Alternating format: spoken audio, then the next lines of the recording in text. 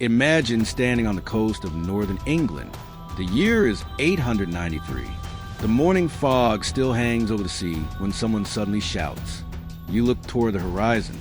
At first, you see only shadows. Then the shapes become clear. Long ships, dozens of them. Their striped sails emerge in the mist like ghosts. Dragon-headed prows cut through the waves with terrifying precision. And suddenly, every story you've ever heard becomes real.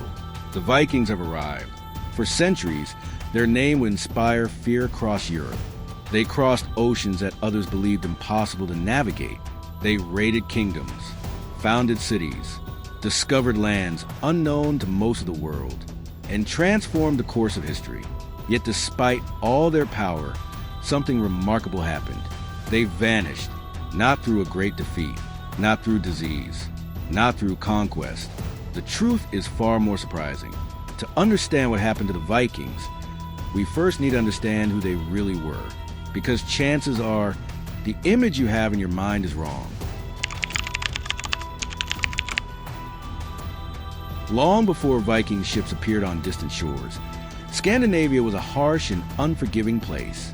The lands we now call Norway, Sweden, and Denmark were dominated by dense forests, rocky terrain, deep fjords, and brutal winters. Agriculture was difficult. Resources were limited. Communities were isolated. There were no unified kingdoms. Instead, local chieftains ruled scattered settlements. Competition for land and resources was constant. Survival itself was a challenge. In this environment, the sea became more than a source of food. It became a highway, a path toward opportunity, a path toward survival, and eventually, a path toward greatness. Forget the horn helmets. The Vikings never wore them. That image was invented centuries later by 19th century artists. The real Vikings were practical. Everything they built had a purpose. Their society was sophisticated and highly organized. At the top were the Jarls, the warrior aristocracy. Below them were the Carls, free farmers, craftsmen, traders, and shipbuilders. At the bottom were the thralls, enslaved people captured in warfare or born into servitude. Honor was central to Viking life. Disputes were settled through assemblies known as things.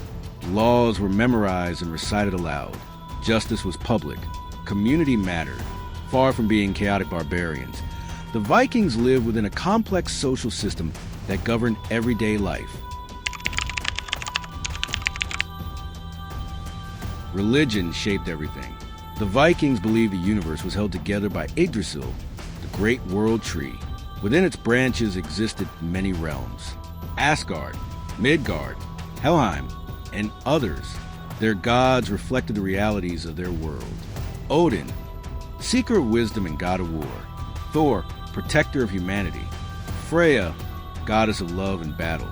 To die bravely in combat was not a tragedy. It was an honor.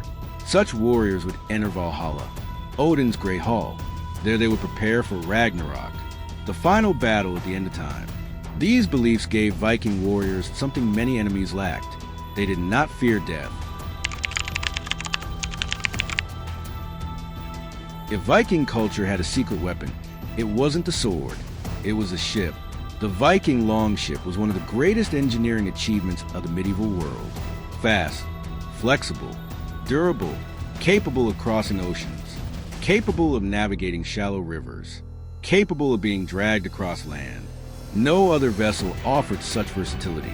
Modern reconstructions have astonished naval engineers.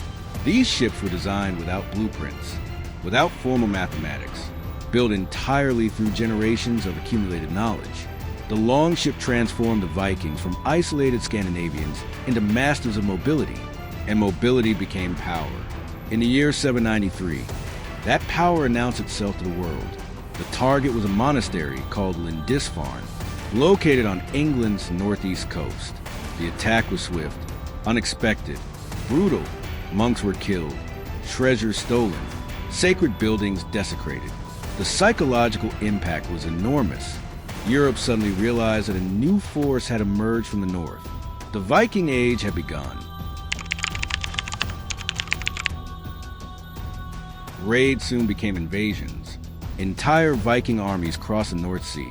The most famous was the Great Heathen Army. Unlike earlier raiders, these warriors intended to stay. Large portions of England fell under Viking control. The region became known as Danelaw. Viking laws, Viking settlements, Viking culture. For a time, it seemed as though England itself might become Scandinavian. Only the Kingdom of Wessex remained, led by Alfred the Great. His victory at Edington in 878 stopped Viking expansion and changed history. But the Vikings were far from finished. Not every Viking came to conquer. Many came to stay. In Ireland, they founded Dublin. In France, they established Normandy. In Eastern Europe, they traveled rivers stretching thousands of kilometers. The Dnieper, the Volga, the Dwina, there they became known as the Rus. They traded with Constantinople, the Islamic caliphates, and countless cultures in between. Over time, these Scandinavian settlers helped shape the foundations of Russia, Ukraine, and Belarus. Their influence spread far beyond warfare. They became merchants, diplomats, colonizers, state builders. Then came the greatest voyage of all, westward, beyond Iceland, beyond Greenland, into the unknown Atlantic. Around the year 1000, Leif Erikson reached North America, nearly 5 centuries before Columbus. For generations, many dismissed the Viking sagas as legend. Then archaeologists discovered evidence in Newfoundland. The stories were true. The Vikings had reached the New World first. Ironically, the Vikings were not destroyed by their enemies. They were transformed by success. Everywhere they settled, they interacted with local populations. They married, traded, adopted customs, learned new languages. Children grew up between two worlds. Grandchildren often belonged entirely to a new one. The process was gradual, almost invisible, but unstoppable, like a drop of ink spreading through water. The Vikings were becoming part of Europe. Religion accelerated this transformation. For centuries, Scandinavia had worshipped the old gods, but Christianity offered something powerful: political legitimacy, trade opportunities, international alliances. Kings who converted gained access to the broader European world. One by one, Scandinavian rulers accepted baptism. Denmark, Norway, Sweden, the old temples disappeared. Churches rose in their place. Latin writing replaced runes. Monasteries appeared. Governments became centralized. The Viking world was changing forever. As kingdoms grew stronger, independent raiding became increasingly difficult. European defenses improved. Armies became more organized. Kings demanded control. The old Viking model no longer fit the new political reality. Why risk everything for plunder when trade produced greater wealth? Why raid a Christian kingdom when your own king was Christian too? The incentives had changed, and so had the Vikings. In 1066, one final warrior attempted to revive the old dream. Harald Hardrada, king of Norway, veteran, conqueror, legend, he invaded England seeking its throne. At Stamford Bridge, he met the English army. The battle was devastating. Hardrada was killed, his army shattered. Historians often mark this moment as a symbolic end of the Viking Age. The era that began at Lindisfarne had finally come to an end. Not exactly. The Vikings were never exterminated. They never vanished. Instead, they became part of the world around them. Their descendants live across Europe and North America. Their bloodline survive. Their cities survive. Their influence survives. Dublin, Normandy, Kiev, York, even the English language carries their legacy.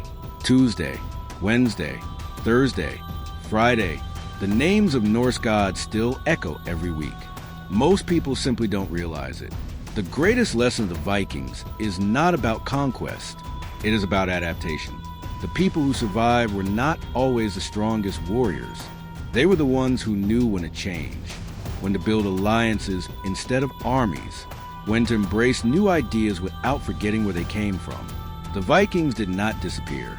They evolved. And perhaps that is the most important lesson history can teach. True survival is not remaining the same forever.